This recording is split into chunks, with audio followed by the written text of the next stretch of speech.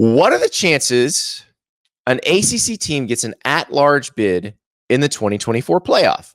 Using the 12-team format and current alignment, it would have happened just 3 times in the college football playoff era using college football playoff rankings, and not since 2017. This is true. IC has done the homework on this, and I think that's what makes this very interesting, because the assumption is that the ACC and the Big 12 almost assuredly are going to have at least the champion and an at-large team. And I think if you look at the history in the Big 12, and it's harder to go back and compare, because you got to pull Texas and Oklahoma out and then try to extrapolate what them not being there on the schedule would mean for those other teams. But you've also got to figure out, like, what would Utah have done? Because there's a lot of years where Utah was the Pac-12 champ or was ranked very high in the Pac-12. Would they have gotten an at-large bid? We'll see what'll happen with some of these other schools. With it, Arizona would have been in the mix a couple of times and got into a BCS. I'm mixing up my eras now. Got into an Access Bowl during the CFP era. So the question is, who in the ACC could potentially be the at-large?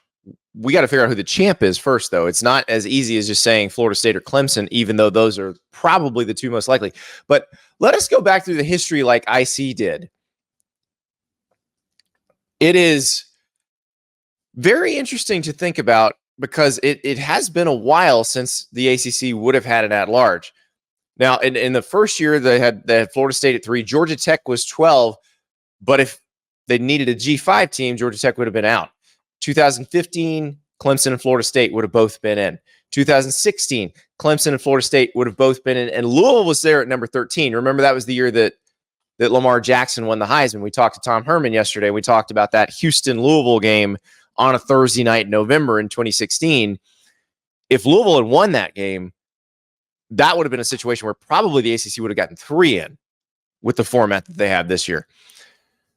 2017, the last year that they would have gotten an at-large, number 1 Clemson and number 10 Miami. But then you get to 2018. Clemson gets in at number 2. The next one's Syracuse at number 20. 2019, number 3 Clemson's in. The next one is Virginia at number 24.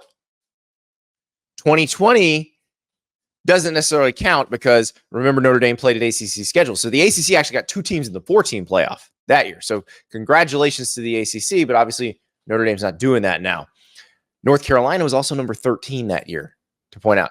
In 2021, this would have been really interesting. So Pittsburgh is the ACC champ at number 12 in the final CFP rankings. They would have been the 4 seed in this year's playoff. Like, if this had happened this year, they would have been the 4 seed, because they would have been the 4th highest ranked conference champ. And that is wild, because there's a bye, and then that team's going to play the winner of the 5-12 game.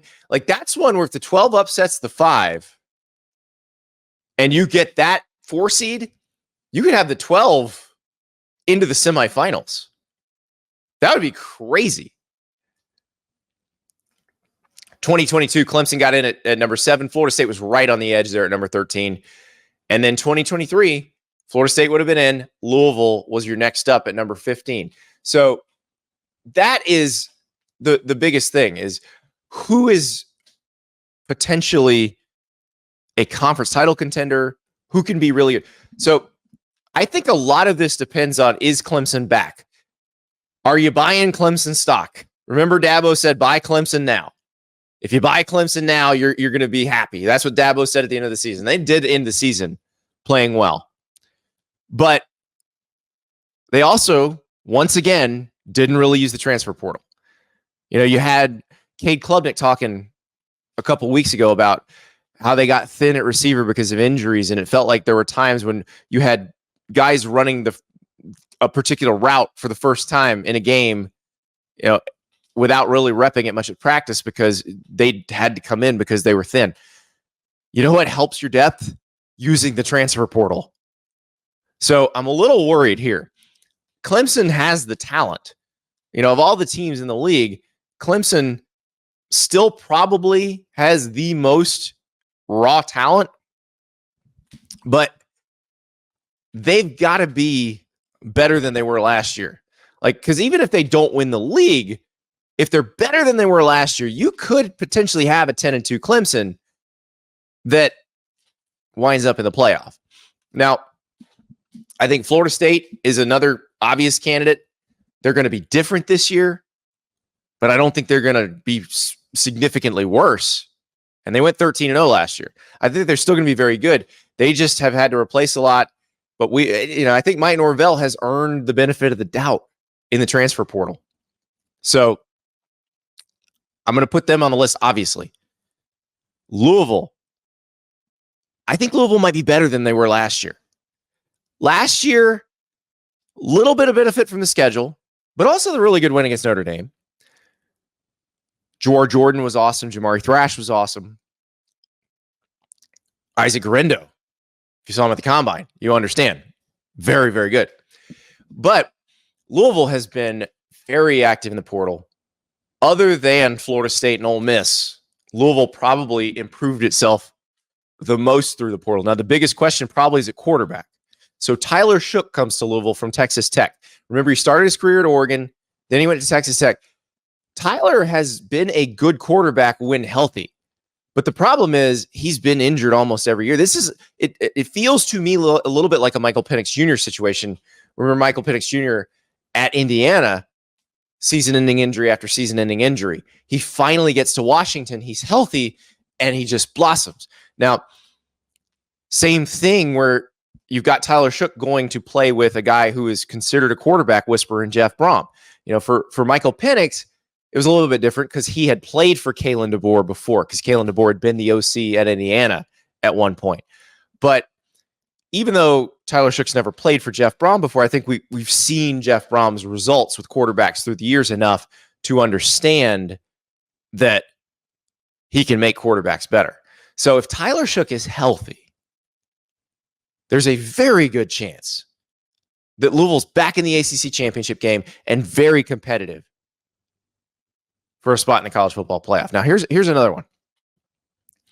And this is one that could go very much in either direction. But if we're talking about teams that have the talent to do this, Miami's on the list. This is we got to see it. We got to see it on the field. Like game 1 against Florida, you probably need to win that game. It doesn't affect the ACC standings, but if you want to make the playoff, if you're not planning on running through the ACC without losing, you probably got to win that game. But Miami is talented. They brought in all the offensive linemen last year. They brought in a bunch of stud defensive line recruits this year. They got Cam Ward out of the portal to play quarterback. Xavier Restrepo's back. They've got players. Miami has guys. And that's the part that if they ever put it all together, and this is kind of the question that follows Mario Cristobal, because Oregon had guys. And they did put it all together. Like 2019, they put it all together, won the Pac-12. They unleashed Justin Herbert in that Pac-12 championship game against Utah. All of a sudden, they look like they beat anybody in the country.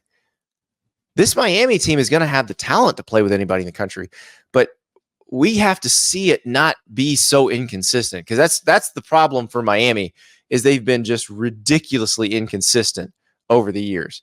And even under Cristobal, you've got the Georgia Tech situation where he doesn't take a knee. I think that wound up costing them more than one game. I think that followed them throughout the season. But they have enough players to make this work. So I've just named 4 teams that I think could legitimately be college football playoff contenders. Hopefully the ACC can get 2 of those teams in the playoff. We talked about what happens next. We've heard all the different models being floated around for 2026 and beyond. So they've got potentially a guarantee of 2 teams in the playoff, which I understand why the ACC would want to take. As David Hale from ESPN, who's covered the ACC for a long time, points out, that might not be the best idea for the ACC or the Big 12 to take that, because you're essentially writing into the rules that you are a second-class citizen to the Big 10 and the SEC. And I know the ACC does not want people to feel that way, but if they sort of admit it, that's how it's going to feel. So I feel like you gotta push to be competitive and just try to do this on your own. I still think a better model going forward is something that has as many at-larges as possible, because everybody feels like they have a chance. Even if it's still going to be mostly Big Ten and SEC, everybody comes into the season with a more equal chance. And you can say, oh, it's rigged, the committee's going to rig it. You can believe that if you want to. I don't believe that. I think you give yourself the most chances possible. And the ACC right now, I think 2 is reasonable. I think the champ and an at-large is a very reasonable outcome for this season. Now, if you ask me, am I more confident that the ACC or the Big 12 will get an at-large team? I'm way more confident the Big 12 will get an at-large team, because I can name a ton of teams in the Big 12 that I think are going to be competitive, and that I think could, in the right mix of circumstances, hit the schedule just right, go 10-2, 11-1, win the league. So that's the tricky part with the ACC. IC's research is not wrong. They have not had that great second team, and they need to have that this year. They need to have at least a great second team, possibly a great third and fourth team. We'll see what happens. Our next question also concerns the ACC, and it comes from Willie. Dear Andy, as an ACC guy, I've been thinking about this for a little bit. Thank you so much for watching. Just a reminder, subscribe to this channel right here so you never miss an episode of Andy Staples On 3. And oh, by the way, watch all the other great videos on the On3 Sports YouTube channel.